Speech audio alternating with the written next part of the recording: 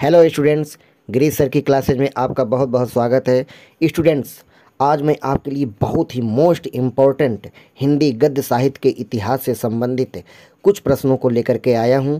आप copy pen लेकर के बैठ जाइए और इन प्रश्नों को अपनी कॉपी पर लिखते जाइए। निश्चित है कि हिंदी गद्य साहित्य से जो 5 प्रश्न पूछे जाते हैं वे 5 प्रश्न इन्हीं में से लगभग पूछे जाएंगे। आप ध्यान से इन वीडियो को देखिए और अपनी कॉपी पर लिखिए, याद कीजिए। आने वाली परीक्षा में ये आपके लिए बहुत ही कारगर साबित होगा।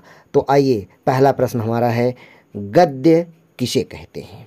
तो आपको हिंदी गद्य को जानना है कि इसे किसे कहते हैं, गद्य किसे कहते हैं। तो इसका उत्तर होगा स्टूडेंट्स, जो रचना छंद के बंधन से मुक्त हो वह गद्य कहलाती है, जैसे कहानी, निबंध, उपन्यास आदि। ये हमारा पहला प्रश्न हुआ। दूसरा प्रश्न है स्टूडेंट्स, हिंदी साहित्य को कितने भागों में बांटा गया है। हिंदी साहित्य को कितने भागों में बांटा गया है। हिंदी साहित्य को उत्तर है, हिंदी साहित्य को 2 भागों में बांटा गया है, गद्य साहित्य नंबर 1, दूसरा है पद्य साहित्य। तीसरा प्रश्न होगा स्टूडेंट्स, गद्य का प्रथम विकास किस रूप में होता है।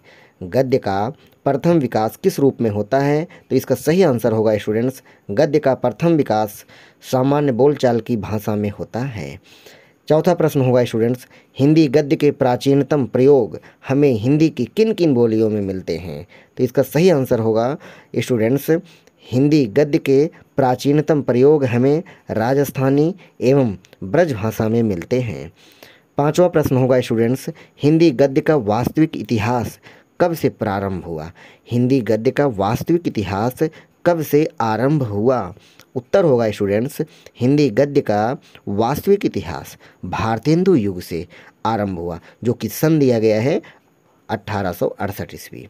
छठा प्रश्न होगा स्टूडेंट्स, ब्रजभाषा गद्य का सूत्रपात किस वर्ष के आसपास हुआ। तो इसका सही आंसर होगा स्टूडेंट्स, जो कि इसमें लिखा गया है, आप ध्यान से देखिए। ब्रजभाषा गद्य अथवा हिंदी गद्य का सूत्रपात संवत 1400 सन 1343 ईस्वी के लगभग हुआ है। अगले प्रश्न की ओर बढ़ेंगे स्टूडेंट्स। 7वां प्रश्न हमारा है, कवि गंग कौन थे। उत्तर होगा, कवि गंग बादशाह अकबर के दरबारी कवि थे। 8वां प्रश्न है स्टूडेंट्स, ब्रजभाषा के प्राचीन गद्य की प्रमुख रचनाओं और उनके रचनाकारों के नाम लिखिए। तो इसका उत्तर होगा स्टूडेंट्स, एक तरफ रचना का नाम लिखा गया है, दूसरी तरफ रचनाकार। तो रचना है 84 वैष्णवों की वार्ता, जिसके रचनाकार है गोकुलनाथ जी। श्रृंगार रसमंडन, जिसके रचनाकार हैं विट्ठल नाथ जी। अष्टयाम रचना के रचनाकार हैं नाभादास। 252 वैष्णवों की वार्ता के रचनाकार हैं गोकुलनाथ। 9वें प्रश्न की ओर बढ़ेंगे स्टूडेंट्स। भारतेंदु से पूर्व हिंदी गद्य के 4 प्रवर्तकों और उनकी रचनाओं के नाम लिखिए। तो एक तरफ रचनाकार लिख लेंगे, दूसरी तरफ रचनाएं। तो रचनाकार में है सदा सुखलाल, इनकी रचना है सुख सागर। इनकी रचना है रानी केतकी की कहानी। लल्लू लाल की रचना है प्रेम सागर। सदल मिश्र की रचना है नाचकेतोपाख्यान। 10वां प्रश्न है स्टूडेंट्स, आर्य समाज के प्रणेता कौन हैं। उत्तर है, आर्य समाज के प्रणेता स्वामी दयानंद सरस्वती हैं। 11वां प्रश्न है, आधुनिक हिंदी गद्य का जनक किसे कहा जाता है। तो उत्तर होगा, भारतेंदु हरिश्चंद्र को आधुनिक हिंदी गद्य का जनक माना जाता है। 12वां प्रश्न है, हिंदी गद्य की प्रमुख विधाओं के नाम लिखिए। तो इसमें महत्वपूर्ण विधाएं दी गई हैं।